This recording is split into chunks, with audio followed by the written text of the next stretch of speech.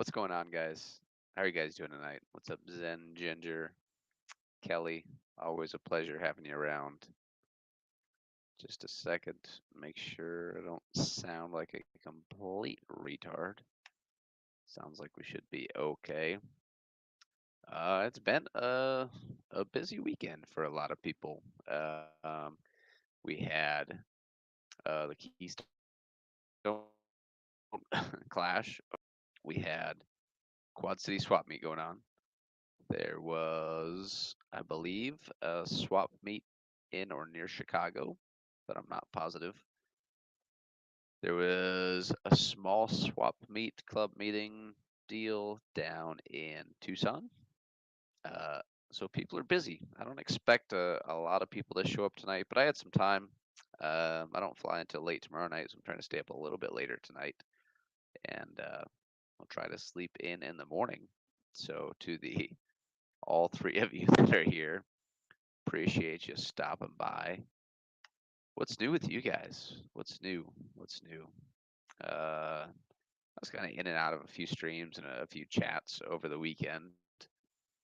Didn't do a whole lot. Seemed like for the most part things were a little bit quieter just because obviously the clash was going on. And I mean, the clash has been going on for years, but I feel like this year there was a big push from the YouTube FishFam type community to really get involved and show people what we're about. So based on the few videos that I've seen so far, looks like you guys had a great showing. There were some awesome people there. A good event. Um, from what I saw in the videos, I was actually a little surprised that there weren't more people wandering around. I mean, I haven't been to a clash before. I've seen a few videos here and there, but that's a trek for me. I just kind of figured I'd see more people in the videos, but people usually tend to make videos when they have time, which is when things kind of slow down. They're not talking as much, they're not selling as much stuff, buying as much. So that's more than understandable. I'd be curious to know what the head count was over at the Clash throughout the weekend. Um, I know I talked to a few people that went to the Quad City swap meet, and that's more of a swap meet, not necessarily like a show. Um, and it sounds like they estimated over 1,000 people walked through the door at some point in time or another on Sunday, which is impressive. You got a lot to compete with, right? You got football. It's still youth sports time. Good day, Mark. Hope you're doing well. Uh, so yeah, if you can get a swap meet together in Iowa with 1,000 people, that's pretty impressive. Doesn't sound like there was a ton of super uncommon stuff at the swap meet, which is par for the course. I know Tom from TM Aquatics was there. I'm curious to see. I don't think he's putting out a video. I know he put out some pictures and stuff. I know he was there. My buddy Ward from Ames ran up there. He said he sold about $700 worth of fish and a few different bags of plants. So pretty easy money, pretty good showing. Most of the time, these tables cost you anywhere from 10 to 25 bucks. So if you can make a 2-3 hour drive and unload some fish and make a few $100, meet some new people, buy some new stuff, it's usually not too bad. One of my buddies. So if you watched my video um, where I went down to Omaha and visited my buddy Pete down there, he usually makes he breeds a lot of plecos, kind of like cherry shrimp, yellow shrimp, assassin snails. So pretty, just generally popular stuff. He'll make anywhere from 800 to I think the best he's done at a swap meet is probably over $2,000. So it's a lot of work, no doubt to that. But sometimes you walk away a little money to fund the hobby. What's up, Steven? How's it going tonight, man? I saw that you took a nap, but it's still pretty late. Usually I don't even stream myself this late. Sometimes if I start really around 9 or so, you know, things just develop and end up running late into the night. But for me to start one at 11:30 is definitely out of the ordinary. I know some of you guys are little night owls, um, and I tend to be a lot of the time as well. Just really depends on my work schedule these days.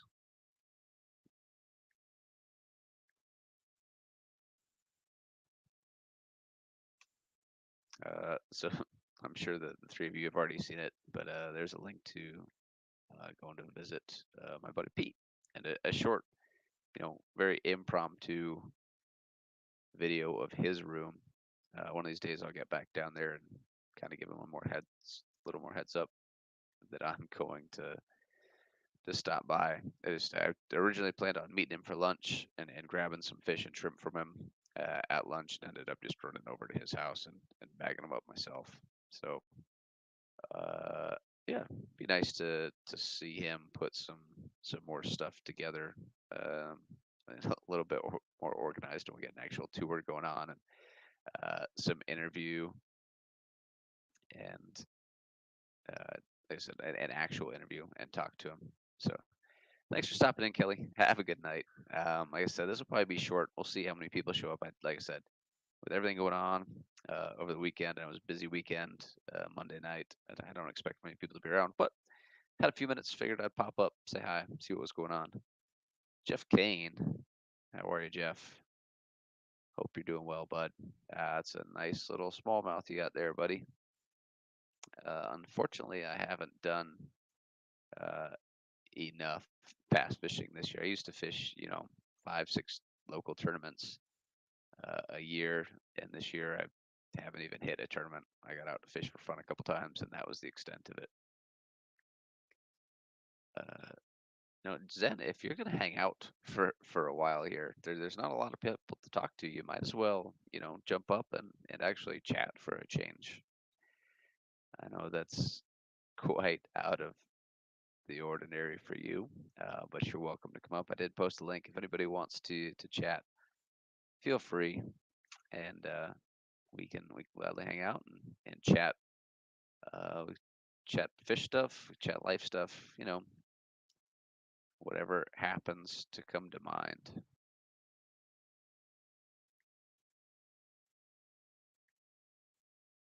A new tank rack. So I've been for the last 2 years now working on setting up a fish room.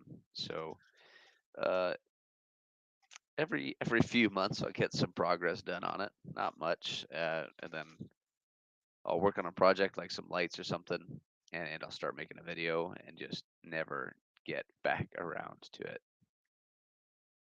I know that, Zen. That's why this is a great opportunity. There's only a couple of us here. We can hang out and chat, and maybe it'll be a step in a new direction for you, and you can start streaming a little bit more often.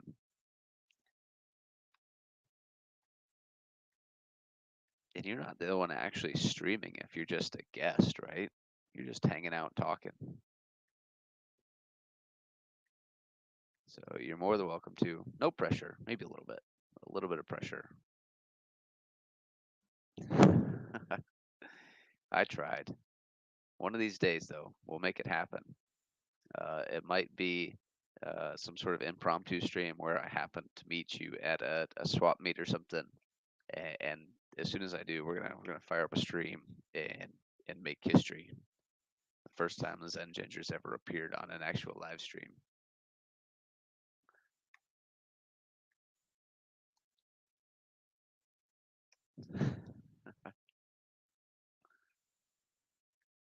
Oh man, it's you haven't even posted a video for 2 years. Then you need to get to it. I didn't even know that you bought guppies from Jesse. I feel like I've probably seen the video, but forgot about it. Let's see if there's actually any sound to it. Oops. Crap. Shoot.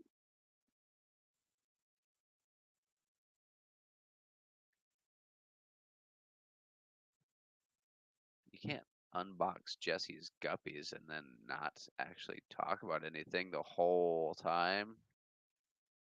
That's lame. I'll give it a thumbs up anyway. I don't know. I haven't talked to Jesse in a long time. I know he went through some stuff and he's been he's been pretty busy. We'll make it happen, Steven. One of these days. I'm telling you, man. It may not be soon, but we'll make it happen. She may not even know it's happening. It might be the best part. It's just gonna. The ambush is a good word. May have to tag team it and see what we can make happen.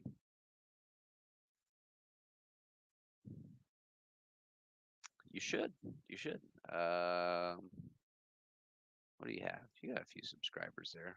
You so you have almost as many subscribers with 8 videos, with the most recent being from 2 years ago, as I do with way too many videos and a bunch of live streams.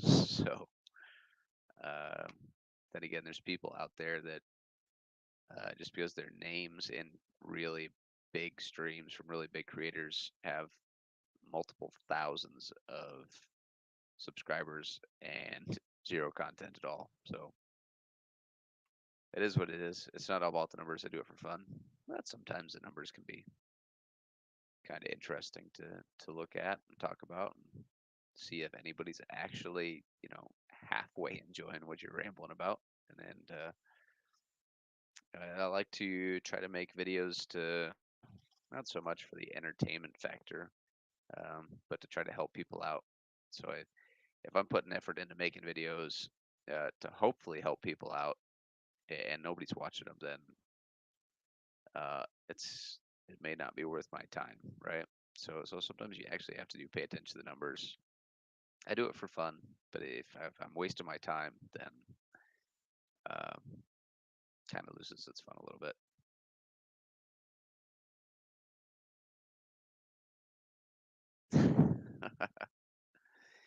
You can be deer in the headlights, Suzanne. That's okay.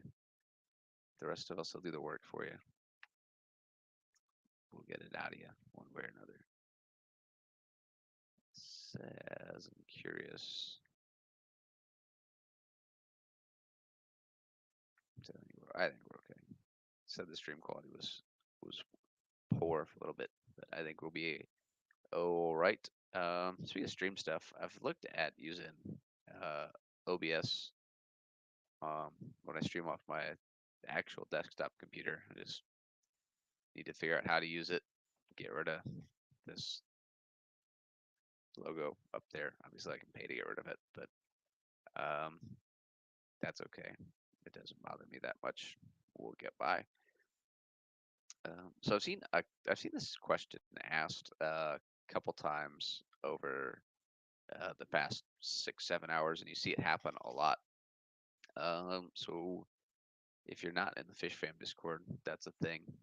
But Stephanie asked about moving some fish. She said she had to move about 40 minutes and asked what the best way to do it was. Um, Another person posted that they were, moving a couple states away. So like, what's the best way to do this? And often I see people overcomplicate things, which can be really easy to do in this hobby sometimes. But they start, hey George RB3, hope you're having a good night. As far as moving fish, like, oh well, you're without even so you'll see somebody ask, what's the best way to move fish? I'm moving to a new house or whatever, and without anybody even saying, oh well, how far are you moving? How long do you expect them to be in whatever the storage container is? Where are you going?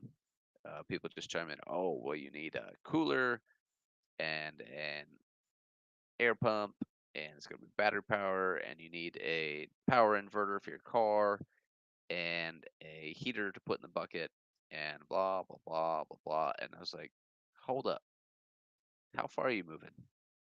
Like, oh, well, I'm only moving across town. It's 30 minutes. Okay, cool. So all that effort you just did is now, you know, not null and void, but you're just going over the top and making headaches for yourself. It's 30 minutes. Put on a bag. Binoxky, what's up, buddy? Hope you're having a good night. Uh, yeah, it's 30 minutes. Put them in a bag. That's no longer than it takes to get fish to your house most of the time, right? People are like, oh, well, I'm moving an hour. Same thing. Uh, it's an hour. They'll be fine. I'm just gonna do. We're gonna play Oprah tonight, and you get to be a moderator, and you get to be a moderator, and you get to be a moderator. Everybody gets to be a moderator. You and you and you and you and you. Everybody's moderators now. Just kidding. Anyway, people are like, all right, well, maybe you're moving further than across town. It's going to take you more than like 30 or 45 minutes.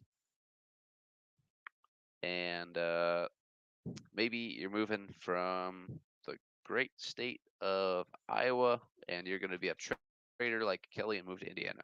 You know, that might be 6, 7, 8 hour drive. Guess what? A bag will still work. Throw in a bag, throw them in a cooler.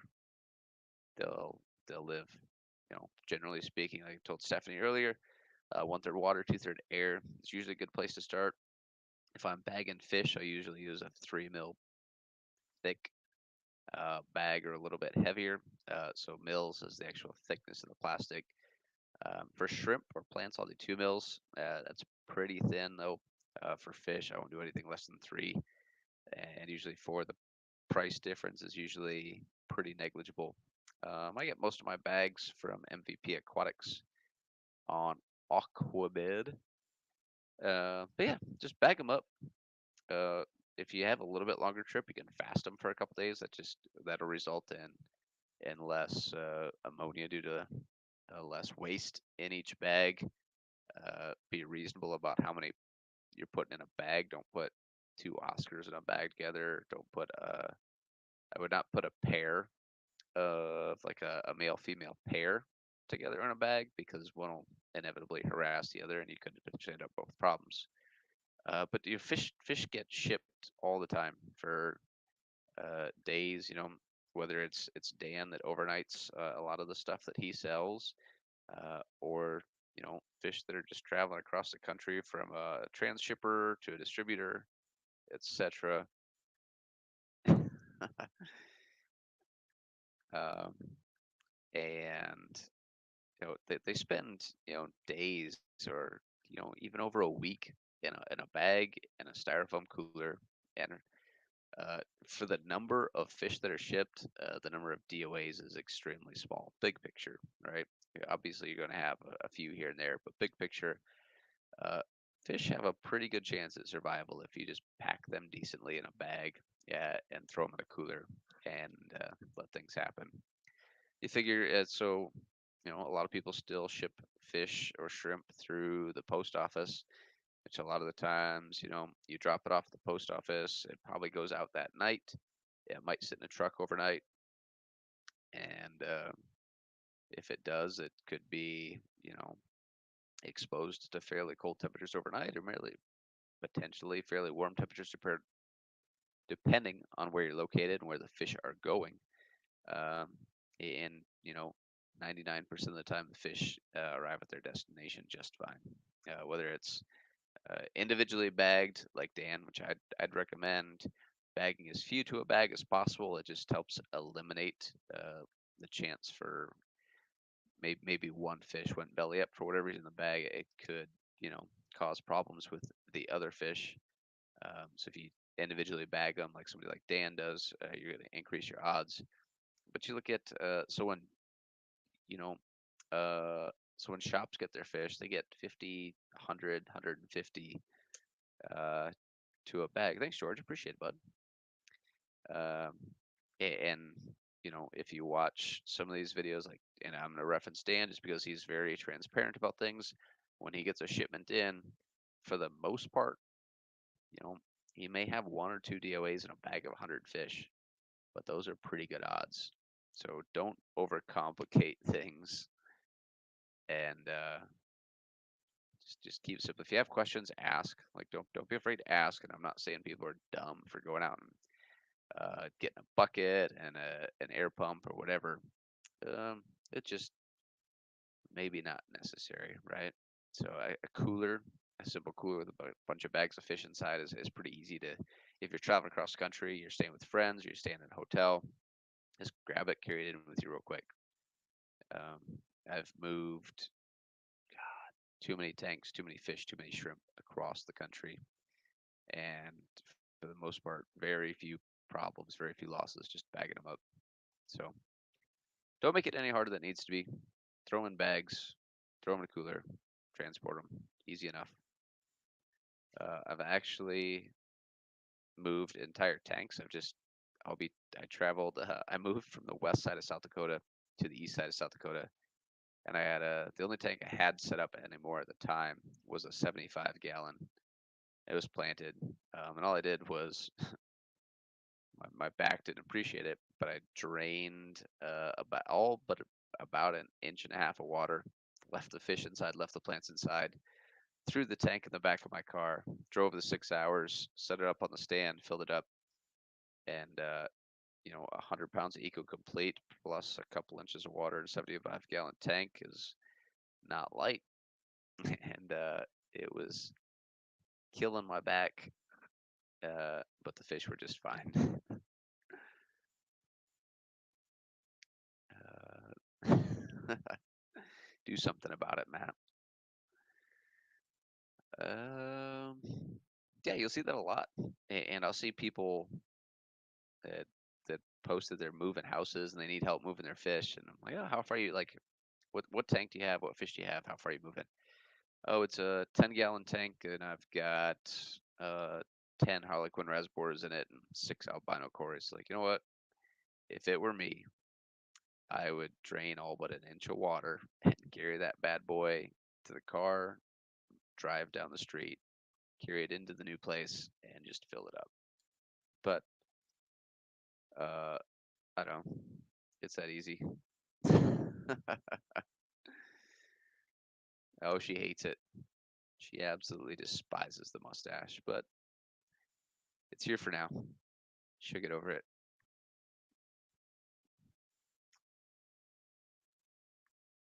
Uh, I also see people, God, we're talking about moving fish. I see a lot of people talk about moving fish and they will say, oh, you need to take all the water with you. I was like, you're moving your tank from one house to the next, 75 gallons. Like, take as much water as possible with you from your old tanks. You know what? That's a pain in the butt, right? There's no need to just haul dirty water around. Don't be silly. Again, that's going to be an unnecessary headache that you just don't need to deal with. You're just really all you're doing is moving dirty water around. Your fish are going to have to acclimate depending on how far you're moving. If you're not moving far, you're probably on the same water source using the same water municipality. Whether you're on a well or city water, it's probably pretty similar. And if you're traveling states away, uh, your fish are going to have to adapt to the new water anyway. So you might as well just acclimate them to the new water when you get there. So don't waste your time hauling dirty. I've seen people haul big Rubbermaid totes. I've seen put a tote in the back of their car and then pump the water into the tote and then put a lid on the tote and duct tape it. Like, holy smokes, man. Uh, you're wasting your time. And like I said, just create a unnecessary headache for yourself. So moving fish does not have to be hard. Moving tanks doesn't have to be hard. Obviously, we can make it a lot more difficult on ourselves than we need to. Um, yeah, small tanks, 10 gallons, 20 gallons, 30 gallons, drain most of the water out, have somebody help you carry it. A lot of people are like, oh, well, you shouldn't move it around with water in it because it's bad on the seams. I don't know. It's such a small amount of water. Like, you get down to about an inch of water and it's hardly any stress on it. So I wouldn't personally worry about it. But tanks are getting cheaper and cheaper these days, and build quality is going down. So maybe people run into problems. I've never I've owned a couple hundred tanks over my life, and I've set up anywhere from 1 to 50 at a time, and I've never had a tank spring a leak. So I'm not saying they don't. Obviously they do. I've seen all kinds of problems with it, but I've never actually had a tank leak. And the vast majority of my tanks I've bought used, so I have a hard time contributing a bad seal or like a blown out pane to having moved it with an inch of water in it. What's up, John Oliver? John Oliver is in the house. What's up, man? Hope you're doing well. I've been, yeah, I'm not as good as I should be about it. But I've been following your videos. Looks like you're getting some pretty cool stuff in. And if I talked to you before about, bringing in some guppies for myself, I just haven't had the time. I've been on the road a lot this year. I bet in the past year I've been gone for, God, close to, if it's not 50% of the year, it's damn close. Um, Definitely been on the road pretty close to most of the time. So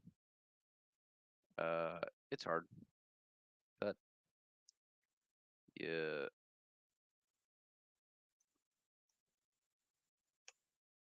it works out. I mean, that's sometimes I'm hesitant on, I should tear the fish room down. I'm never home to enjoy it anyway.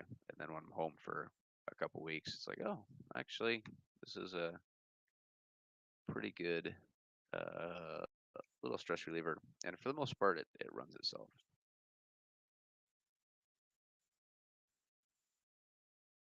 So I don't know. Do, do, do, do.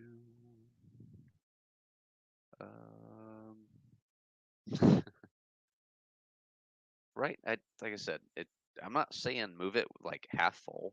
175 gallons of water would be heavy as crap, like 500 pounds plus your substrate plus your glass. But if you have like an inch of water in it, I just, I mean, I'm no physicist, I guess, but I just don't see it blowing any seals because you moved a tank with water, like an inch or two of water in it. Now, don't go blaming me because I told you that you could do it and then you did it and something happened. There's all kinds of things that happen en route. I've seen people load brand new 55-gallon tanks into minivans and they go to close the trunk on it and it pushes the tank into the seat and cracks it. So I don't obviously be careful, do your due diligence, put forth your best effort. But I think people go a little bit overboard, which it's better to go overboard than underboard, I guess. But it just turns into a lot more work than it needs to be. Same spot for 15 years. That's pretty impressive. That is pretty impressive. Was that a wood stand or was it metal? Because I could kind of see it going both ways, especially if it was salt water. You could definitely run into, you know, just some the wood falling apart or the metal corroding and running into problems.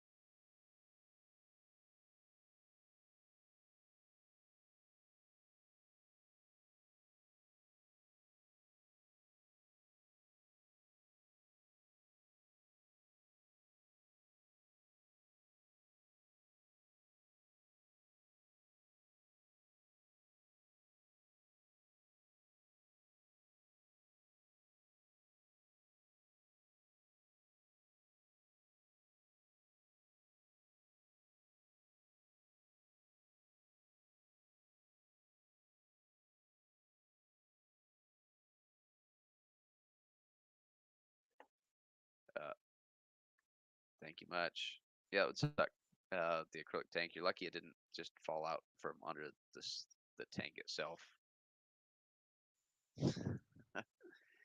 No, Zen, it was me. I'm sorry. I had to.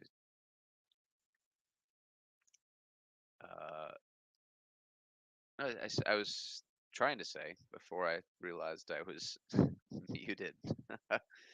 I see a lot of people cheap out on stands, um, or they'll use sketchy looking stands, and you know, is it is it worth saving $10 to risk having 50, 75, 100 plus gallons of water on your floor? I'd I'd say no, because uh, the dollar amount of damage that 100 gallons of water you can do on to your house is not worth the 50, 60, 100, $150 that you save skimping out on a stand. So whenever I see people post really crappy stands and things like a lot of people use like the cheap knockoff brand Gorilla Rack type things where they just clip together and you got like beaver puke running across there. They just got the thin wire shelves. And like sure you can put 10 gallon aquariums on that, but what happens when it falls apart and you end up with all that water come crash into the ground? So I don't know. Think there's definitely corners you can cut in this hobby to save money. Stands are not one of them. I see there's another thread the other day. Somebody was talking about resealing a 55-gallon tank, and I there were sentimental reasons they wanted to do so. That's totally fine. But see, people reseal a bunch of tanks like oh I can save 50, 60, $80 by just resealing a tank instead of buying a new one. Again, uh, a little peace of mind goes a long way. Plus, I don't want to spend 6 to 9 hours resealing a tank, fill it up, only to find out that it leaks and have to reseal it again. Now, if you're talking like a 125, a 180, you get into bigger tanks where you're starting to talk about uh, a few dollars. Yeah, like okay, I'd consider resealing it then and make sure that I do a real thorough job, so I don't have to repeat it. Um, and then like companies get paid good money to make aquariums and stuff. Let them do the work. My 2 cents. I'm all about saving money. I haven't bought a new tank in a long time. Would I reseal at 280? I'd probably consider it 280. You know, the time it takes to reseal a 55 versus a 280 probably isn't that much different. Um, it might even be not necessarily faster to do the 280, but it could potentially be easier to do a 280 just because it's easier to work in. And I hate 55-gallon aquariums with a passion. I think they suck to work in.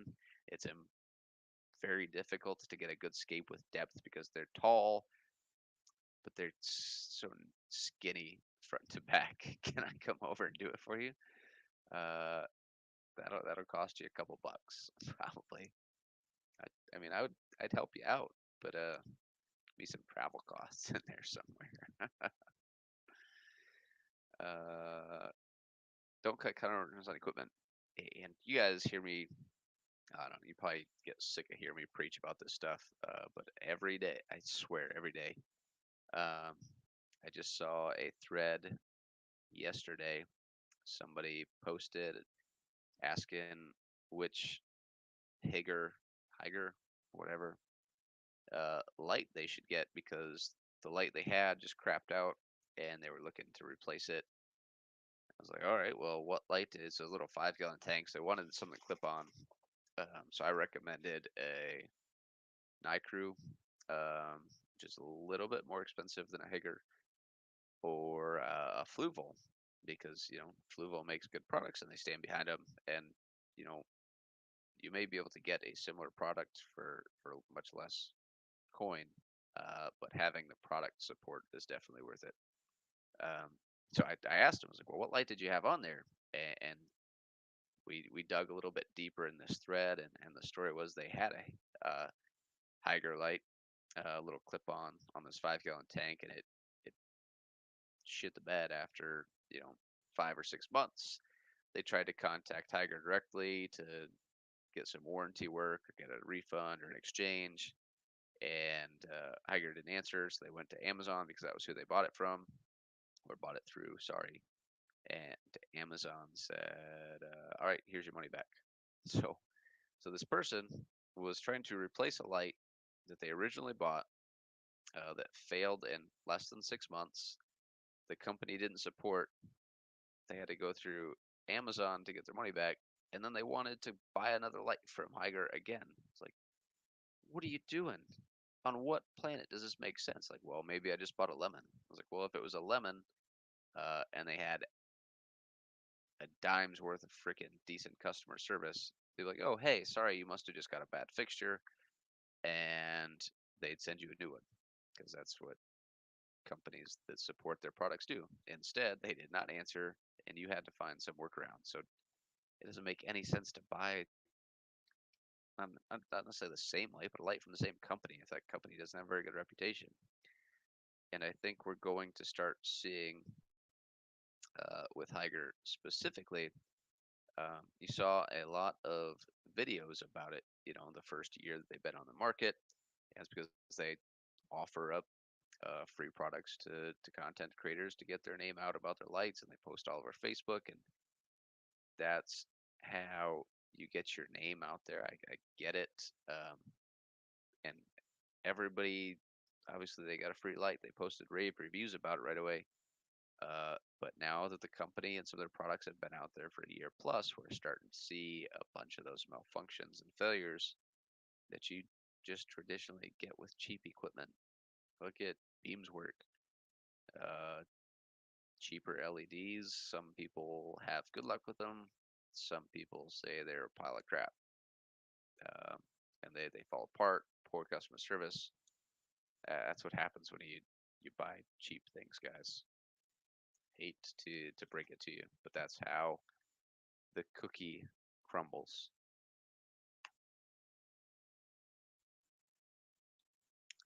That's unfortunate. Lost the power supply. Don't offer replacement, and they didn't reply to my email. Um, yeah, that would stink. I've never had that problem with flu ball myself. Of course, I haven't had very many problems with any flu ball products in general. So I'd keep reaching out, bug them any way you can, whether it's email or Facebook. Probably not going to find like a hotline or anything to just call them, but do what you can. Um, you could talk to if you have like a local shop. You could talk to the manager, the owner at your local shop. Sometimes they have contact information directly to a representative, like a sales rep for Fluval, um, and they can put you in touch or at least kind of get you on the right track and get you moving the right direction to to get that problem resolved. So, so yeah, sorry to hear that you've had a hard time getting in touch with them, but I'd suggest just keep plugging away and grind and see what you can come up with. Otherwise, you could look at the specs of the power supply. You could just buy a generic power supply um, from an electronics type company, and then you could splice them together and make it work. So obviously, there's risks. You just need to know the desired uh, power supply for the light, so you don't over or underpower it. But usually with LEDs offer a little more flexibility. Yeah, if you underpower them, it's not such a big deal. They're just not as bright. If you overpower them, you generally shorten their lifespan. So not the end of the world. You get quality LEDs. Um, you you spend the money on quality LEDs. You're going to get a much longer lifespan out of them. You get product support, better build quality. They're going to use higher quality LEDs that'll last longer instead of 5,000 hours. You may get 10,000 hours of burn time out of them, right? So, and then on that, generally the cheaper lights use lower power LEDs, and I just put a bunch of them on there. Uh, you'll have like, oh, there's 10,000 LEDs on this 48-inch light fixture. Like, okay, but if they're all like half watt LEDs, then they're not really doing you a whole lot of good. You're not getting they're not putting out so much PAR, so that photosynthetically active radiation. You're not getting the penetration in some of those taller tanks, uh, so you're not going to get the light that you maybe thought you were going to. If you're just looking at it, sure, it's probably good enough, but I'm a big fan of saving the money. And the guy with the clip that was looking for the clip-on light that went through one hanger and was looking at another one. It's like, oh, what? The flue ball's out of my budget. Well, you can either save your pennies and dig and find some change in the couch and buy a nice light, uh, or you can buy a 25 or $30 light once a year. You know, because they don't last. Take your pick. You could have spent $80 on a nice light that would last you 6 to 9 years easy, or you can buy a cheap light for $30 that's going to get maybe 1 or 2 years out of it. So, no, seems like common sense to me. But I know not everybody has the luxury to spend a little bit extra on some of the equipment, but it really does pay for itself in the end, especially with planted tanks or coral tanks. Um, the nicer light you have, the more power output, the more plants you can grow, the faster they'll grow. And if you're growing plants, there's no reason to not be making a couple bucks on them. It's easy. Go to your swap meets.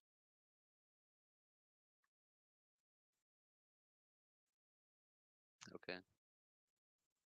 Their water changing system. Did you have any luck getting it? Because they emailed me like, "Hey, can we send you a product to make a video about?" And I was like, I'll think about it." And they're like, "Would you do this Airstone or this 50-watt heater?" I was like, and I was just told them honestly. I was like, I have no use for either of those in my fish room, so I'm not going to be able to make a decent review about it or a video at all. And two, I'm going to be brutally honest, you probably don't want to heat it. So I haven't heard from them since. Previously used, mistake, said that product was new. Yeah, that's horse crap. I I stand with you 100% on that one. That is that is lousy of them to try to play off. Said if you want to sell like used returns as scratch and dents or market as a returned item that you're offering a deep discount on, uh, definitely have at it. Um, but in no world would I ever send somebody a used product to test and then tell them it was new and then how am I not? That's interesting. Fix that.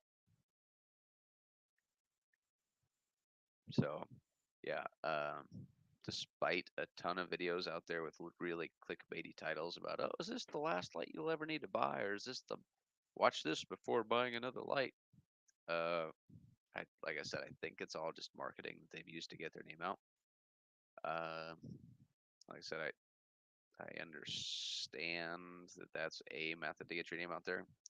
Unfortunately, what you see with a lot of these budget overseas based companies is that they'll use such marketing tactics. They get their name out there. They sell a bunch of product the first couple of years. Then people start to realize that hey, this product isn't quite as nice as we said it was to begin with. So sales go down, and then they just rebrand under a new name and do the same exact thing over again. See it all the time. It's unfortunate uh, that that's how it goes, but it's the way things happen sometimes. Jeff can't. Clickbait titles, oh, they drive me crazy, man. They drive me up a wall.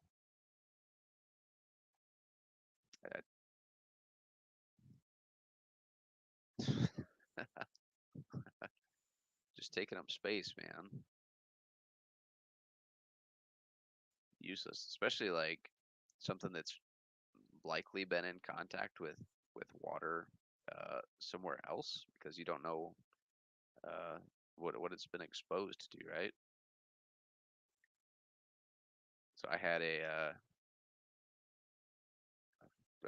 acquaintance at the time that I knew that was sanitized. I don't know what he was thinking, but he was sanitizing his like a Python type water change setup, and so he was soaking it in bleach. So he filled it with bleach, and somehow, like I said, I don't. He never shared all the details, but somehow he ended up filling his discus tank using that hose. Shortly after he put the bleach in there, because if you let bleach sit long enough, it just becomes it'll become inert. So it had to have been fairly recently after he tried to do this, and he went to fill his discus tank, and sure enough, there was enough bleach left in the water change system that, like I said, that hose, Python type hose, that it nuked the majority of his discus. So uh, be careful with that. I'm not as careful as I should be, but I treat and monitor all my fish when they come in, and I know the sources they come from. But if you watch a lot of people that have larger fish rooms, they'll only use one net for a tank, or they have like a solution, like a disinfectant solution that they use on all their nets, so they're not transferring anything that potential like pathogens or anything from one tank to the next. That's a pretty good practice. I said I should do that. Most people should. It's cheap insurance, but that'll happen. Yeah, that's ridiculous that they'd even attempt to send that to you, whether they gave it to you for free or not. That is bullshit. Yeah, I wouldn't put up with that either. Like I said, I think they're not the only company out there doing stuff like this. I think they've been on the market uh, long enough that we're starting to see these bad habits and problems pop up with them. So they said they offered me free product in exchange for a video review, but it wasn't anything that I would actually use in my fish room, so I did not feel comfortable reviewing the product. But obviously, a lot of YouTubers out there do. Um, you get free stuff, you get views, I guess, and the company might send you more free stuff to test or make a video on or whatever. So, um, yeah, that's my 2 cents on that.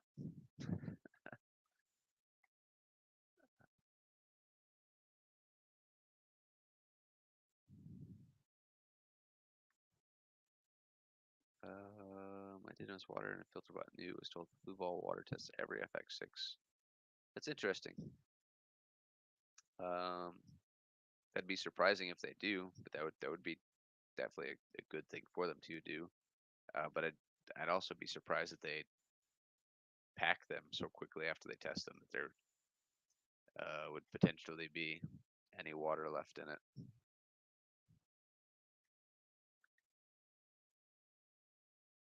That's not what Jenna said. Kidding, Jenna. I'm sorry. I didn't mean it. Their own pythons, nets, buckets. Yeah, you're a better fish keeper than I am. Then I have 30-ish tanks filled right now, so it would I am just unable to have my own python and stuff. Yeah, if you have an auto water change setup, that's where an auto water change setup alleviates the transferring equipment from one tank to the next. Uh, well, auto water change setup is convenient, I guess. I like to get my hands on my tanks and get down in there and see what's going on a little bit. So I have zero intentions of ever setting up an auto water change system. That's just me. Always say yes. Try anything once. Try anything once, with exceptions. So not anything. Don't get carried away.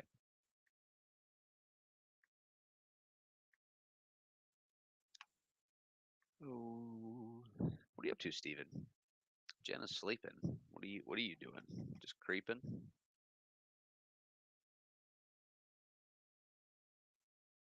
Cross contamination is a big thing. So yeah. So I grew up helping out at a vet clinic a little bit, so I kind of picked up on some things there and never I don't know. I just it's call me lazy, I guess, but it's not super feasible for me to have separate equipment for every single tank. So I take the measures I can, um, and knock on wood, don't have any problems right this second. I'm not saying I haven't before, and I won't in the future, but trying to get tired. Well, listen to me drone on for about an hour is a good way to get tired. I'm pretty good at putting most people to sleep. It's there's 8 of you poor bastards listening to me tonight. I appreciate you stopping by. So I might just run for about an hour, go for a few more minutes here. I just figured I'd chat with you guys and see what's going on. I said I see a lot of questions pop up repeatedly. It's like I'll jump on and make a little quick YouTube video about it. I've only got my laptop with me, and I tried editing videos on it, and it's a struggle. So I use Caden Live back home to edit my videos. I either use Caden Live or I've got, depending on the computer, Adobe Premiere, which Caden Live's a little bit easier to use. Premiere has a few more features. It just depends on what I'm trying to do. Um, but yeah, the laptop, I tried to shoot some videos on my phone and edit on the laptop, and it just was more effort than it was worth, I think. So just for the next couple weeks, we'll do a couple more streams, and then we'll get back to the grind. So I've been working on a little bit of content and trying to put some things together. So it's just a matter of being home to actually make things happen. So plus going into the winter months, I'll need something to occupy my time inside. Not that the kid and wife don't keep me busy enough. Um, I get outside plenty, but winter is when the fish room really gets some love. So save from projects for that, and hopefully, traditionally, since I started making some YouTube videos, I put out more in the winter just because I'm inside working on things, grinding away. So I've got obviously projects lined up in the fish room that I keep saying I'll get done and haven't got done quite yet. But we'll get to them. It'll happen one of these days. That's the thing. Like you don't have to build a fish room overnight, and you don't have to build it. I said all at once to build a nice fish room or productive. You could, maybe you have a big room that you eventually want to be a fish room, and you set up 4 tanks and you breed stuff out of those 4 tanks or grow plants in those 4 tanks, and maybe take a few things to a swap meet and you make some money to build your next rack, and then you slowly, just think about what your end goal is, and everything you do, make sure that just aligns with that end goal, so you don't end up with a hodgepodge of things all over the place. Because I've done that like the last every time I build up a collection of quite a few tanks. I hodgepodge it together with this and that a little bit, and at the end of the day, I'm like, man, this kind of headache to work on everything because it's all just mismatched. So um, yeah, you don't have to build all at once, but have a plan of some sort and press forward, and you'll likely find yourself much more satisfied with the project. Ooh, an air loop. What are you using for a pump, Mexicali? I have an LPH 45 from Gemco. I bought it used from a buddy of mine that was tearing his stuff down. So I got a steal on it. and I'd like to go to it puts out enough air for what I'm doing now, but I'd like to go to an LPH 60 and then use the 45 as a backup.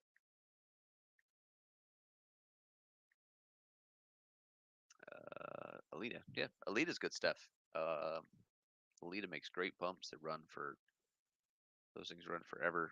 They're quiet. I get really good output. Yeah, I got no qualms with Alita. Anytime somebody's looking for a quiet air pump, um, I'll recommend Alita, even if it's something small, just for like one or two tanks. Alita's my go-to. If they're looking for something bigger, I'll again suggest an Alita linear piston or the Gemco linear piston.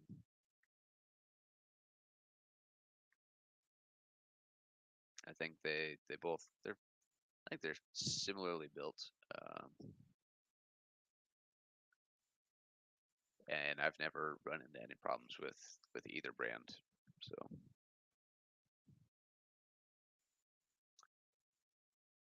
somebody made a video review the other day. I can't remember who it was, but they did. It was one of the cheap, like the I don't know. There's all kinds of brands like the Eco Sun. It's just like the big, heavy aluminum finned housing that they run a like they include like a 5 or 6 outlet manifold with, and they're like, oh well, it's only 30 or 40 bucks. I'm like, yeah, and it runs hella loud, has low output, uses a ton of energy, and they run hot as crap. So again, you get what you pay for. Buy nice things. They pay for themselves in the end. I promise. I don't like the pipes running around the room. Yeah, I just have so right now my air loop is just a one square of pressure fit 3/4 inch PVC around the top of the room, but it's in my basement. It's an unfinished ceiling, so I can run power up through the floor joists and stuff. So it doesn't have to look pretty. I could definitely see where um, you may not want pumps running around. So horribly loud. Yeah, that's what I said. So I can't. So the Gemco I have and the Elitas that I've been around and owned before are kind of the same boat. Uh, the bubbles themselves are far louder than the actual pump. Like I can't. If I walk into my room, I can't hear the pump itself running. And if it's awkwardly quiet, it's because I don't hear any bubbles, so I'll know something's wrong. And I do run, so I run the ATI Hydro and the Hydro Pro sponge filters in all my tanks, and I do use one of the plastic little air stones in each one to it increases helps increase the flow and then decreases the gurgling sound. It's, walking into a fish room and I hear is glug glug glug glug glug glug glug is less than desirable as well.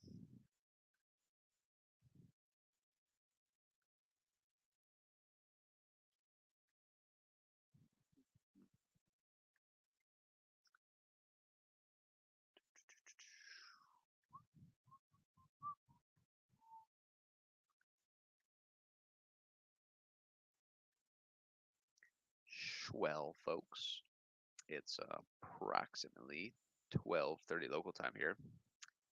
So I think we'll call it quits there.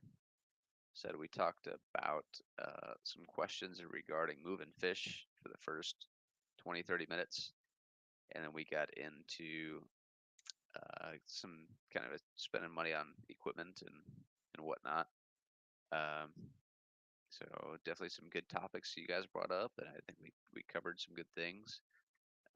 Mexico said, so I lived in Tucson, and you are not wrong.